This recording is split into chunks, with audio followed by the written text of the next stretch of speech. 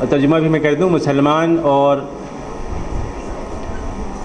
اہل کتاب یا اور شبہ اہل کتاب یہ کیا منصوبہ رکھتے ہیں مشترکہ منصوبہ 2030 تک؟ کیا صورتحال پیش آ سکتی ہے؟ کیا منصوبہ مسلمانوں کا ہے کہ وہ اہل کتاب اور شبہ اہل کتاب کو آن بورڈ لیں ان مقاصد کے حصول کے لیے جس کے لیے وہ برپا کی گئی ہے امت؟ کلمہ سوا کی بنیاد کس طرح استوار کی جائے؟ یہ وہ مسائل ہیں جو مدت سے بحث جن پر نہیں ہو رہی ہے، بحث منجمد ہے. اب حالات ایسے سخت ہو گئے ہیں اس ملک کے اندر مسلمانوں پر کہ ان بنیادی مباحث کو مزید ٹالا نہیں جا سکتا. ہم اس جلسے کو کچھ اس طرح شروع کریں گے کہ جن ریسرچرز نے، طلباء نے، نوجوانوں نے مقالے لکھے ہیں، مقالہ پڑھنے کا یہاں وقت نہیں ہوگا، لیکن ہم ان کو 3 منٹ کا وقت دیں گے کہ وہ اپنے مقالے کا خلاصہ پیش کر دیں، اور پھر انشاءاللہ مباحثے کے لیے مجلس اوپن ہوگی.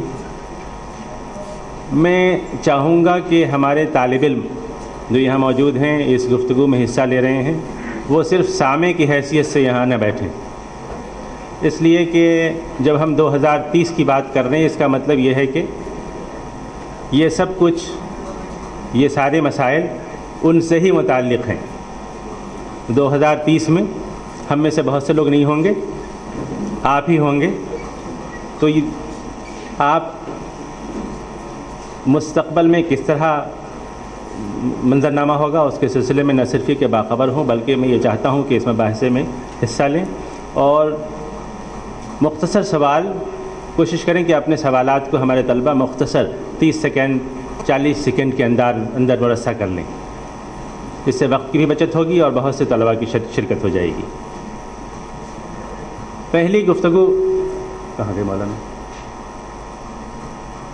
محمد میاں صاحب؟ کہاں ہیں؟ اچھا. میں یہ چاہتا تھا کہ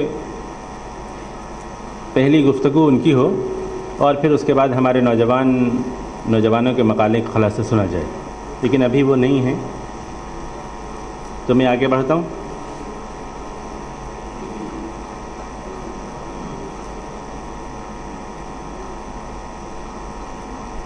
سکندر احمد کمال صاحب جی، آپ سے گزارش ہے،